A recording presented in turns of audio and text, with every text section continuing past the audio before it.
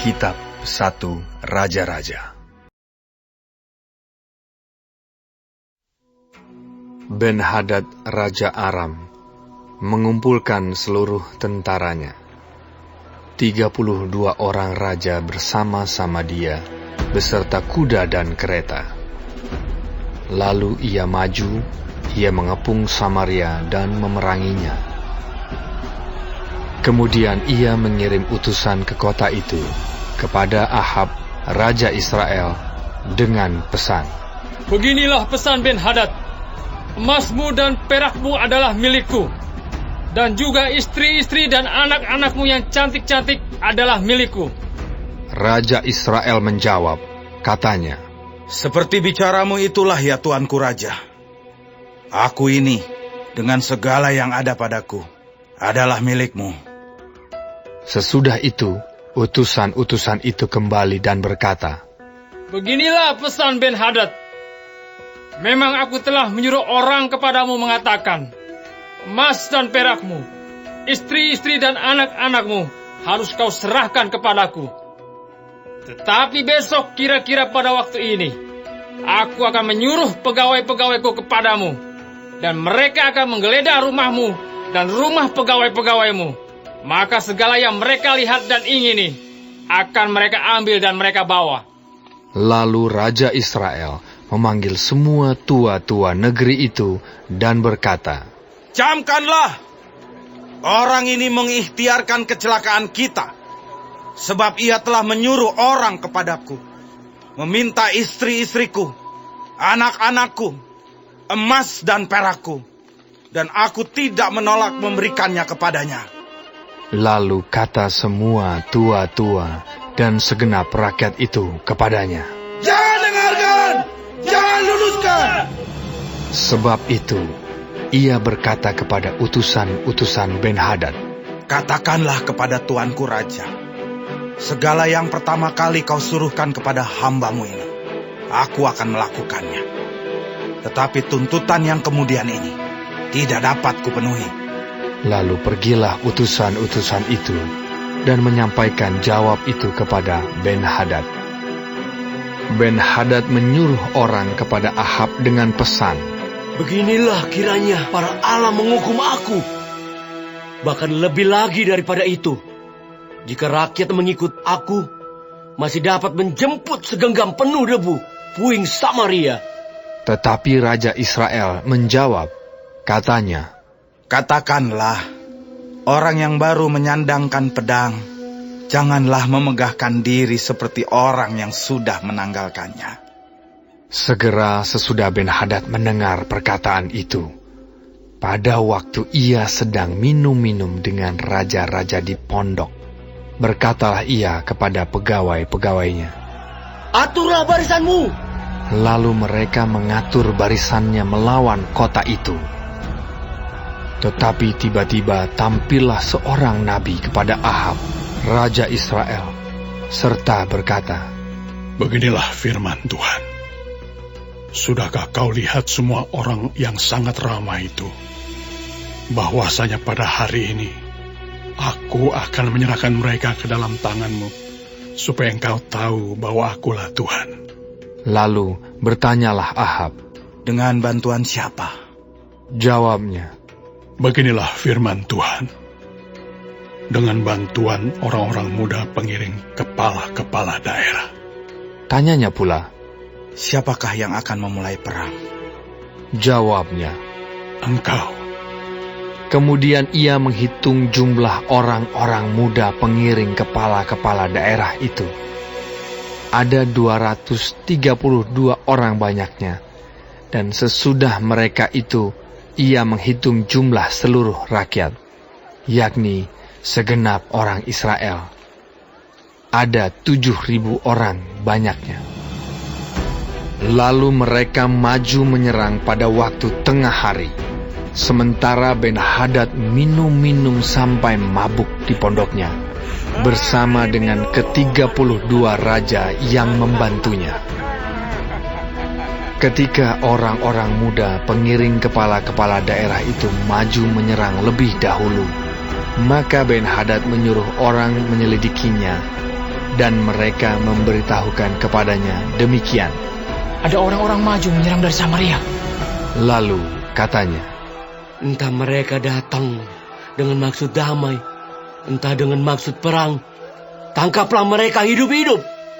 sementara itu keluarlah mereka itu dari dalam kota, yakni orang-orang muda, pengiring kepala-kepala daerah, dan juga tentara yang mengikuti mereka. Lalu mereka masing-masing membunuh lawan yang dihadapinya, sehingga orang Aram itu melarikan diri dan dikejar oleh orang Israel. Tetapi Ben-Hadad, Raja Aram, dapat meluputkan diri dengan naik kuda, beserta sejumlah orang berkuda. Juga Raja Israel maju, lalu memusnahkan kuda dan kereta itu, dan mendatangkan kekalahan yang besar kepada orang Aram. Lalu tampillah nabi itu kepada Raja Israel dan berkata kepadanya, Baiklah, kuatkanlah hatimu. Pertimbangkan dan pikirkanlah apa yang harus kau perbuat. Sebab pada pergantian tahun, Raja Aram akan maju menyerang kau. Pegawai-pegawai Raja Aram berkata kepadanya, Allah mereka ialah Allah gunung. Itulah sebabnya mereka lebih kuat daripada kita. Tetapi apabila kita berperang melawan mereka di tanah rata, pastilah kita lebih kuat daripada mereka. Bertindaklah begini. Pecatlah raja-raja itu masing-masing dari kedudukannya, dan angkatlah bupati-bupati menggantikan mereka. Lalu kerahkanlah tentara sebanyak tentara yang telah gugur dari pihakmu itu. Demikian pula kuda dan kereta sebanyak yang dahulu. Marilah kita berperang melawan mereka di tanah rata. Pastilah kita lebih kuat daripada mereka.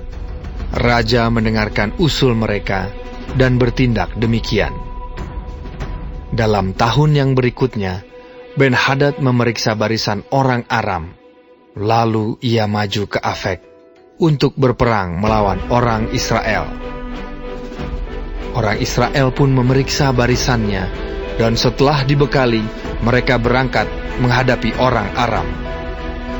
Orang Israel berkemah di hadapan mereka seperti dua kawanan kambing, sedang orang Aram telah datang membanjiri negeri itu. Maka tampillah abdi Allah dan berkata kepada Raja Israel, Beginilah firman Tuhan. Oleh karena orang Aram itu telah berkata, Tuhan ialah Allah gunung dan bukan Allah dataran, maka aku akan menyerahkan seluruh tentara yang besar itu ke dalam tanganmu, supaya kamu tahu bahwa akulah Tuhan. 7 hari lamanya mereka berkemah berhadap-hadapan. Tetapi pada hari yang ke-7, mulailah pertempuran. Dan pada suatu hari, orang Israel menewaskan 100.000 orang berjalan kaki dari orang Aram itu. Orang-orang yang masih tinggal melarikan diri ke Afek, ke dalam kota. Tetapi temboknya roboh menimpa ke-27.000 orang yang masih tinggal itu. Sementara itu, Ben-Hadad melarikan diri dan masuk ke kota dan bersembunyi dari satu kamar ke kamar yang lain. Lalu berkatalah pegawai-pegawainya kepadanya, Ketahuilah, kami telah mendengar bahwa raja-raja kaum Israel itu adalah raja-raja pemurah. Marilah kita menaruh kain kabung pada pinggang kita dan tali pada kepala kita, dan dengan demikian keluar menghadap Raja Israel. Barangkali ia akan menyelamatkan nyawamu. Lalu mereka melilitkan kain kabung pada pinggang mereka dan tali pada kepala mereka. Kemudian mereka pergi menghadap Raja Israel sambil berkata, Hambamu Ben-Hadad berkata, kiranya tuanku membiarkan aku hidup. Jawabnya, Masih hidupkah dia? Dia saudaraku. orang-orang itu menganggap hal itu sebagai tanda yang baik. Maka segeralah mereka berpegang pada perkataannya itu, lalu berkata, Memang saudaramu Ben-Hadad. Sesudah itu, berkatalah Ahab, Pergilah, ambil dia. Jadi keluarlah Ben-Hadad mendapatkan dia. lalu diajak naik ke atas kereta. Kata Ben-Hadad kepadanya, Kota-kota yang telah diambil bapakku dari pihak bapamu akan kukembalikan. Engkau boleh juga membuat pasar bagimu di Damsyik, seperti yang dibuat bapakku di Samaria. Dan aku sendiri, kata Ahab, akan membiarkan engkau pergi dengan perjanjian. Lalu ia mengadakan perjanjian dengan dia dan membiarkannya pergi. Seorang dari rombongan nabi berkata kepada temannya atas perintah Tuhan, Pukullah aku. tetapi orang itu menolak memukulnya. Lalu ia berkata kepadanya, Oleh sebab engkau tidak mendengarkan suara Tuhan, ketahuilah, apabila engkau pergi daripadaku, seekor singa akan menerkam engkau. Dan ketika orang itu pergi daripadanya, maka seekor singa bertemu dengan dia lalu menerkam dia. Kemudian nabi itu bertemu dengan orang lain, lalu ia berkata, Pukullah aku. Orang itu memukul dan melukai dia. Sesudah itu, nabi itu pergi dan berdiri menantikan raja di jalan, sambil menyamar dengan membubuh kain pembalut pada matanya.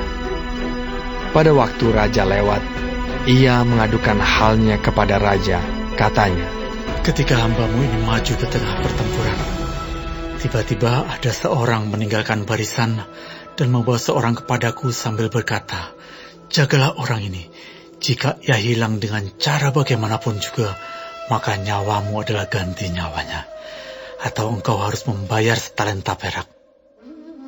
Ketika hambamu ini repot sana-sini, orang itu menghilang. Kemudian Raja Israel itu berkata kepadanya, Begitu jugalah hukumanmu. Engkau sendiri telah menetapkannya. Lalu segeralah ia membuka kain pembalut itu dari matanya, sehingga Raja Israel mengenali dia sebagai seorang dari rombongan nabi. Kata nabi itu kepadanya, Beginilah firman Tuhan. Oleh karena engkau telah membiarkan lolos orang yang dikhususkan bagiku untuk ditumpas, maka nyawamu adalah ganti nyawanya, dan rakyatmu ganti rakyatnya. Lalu Raja Israel pergi ke istananya dengan kesal hati dan gusar. Maka sampailah ia di Samaria.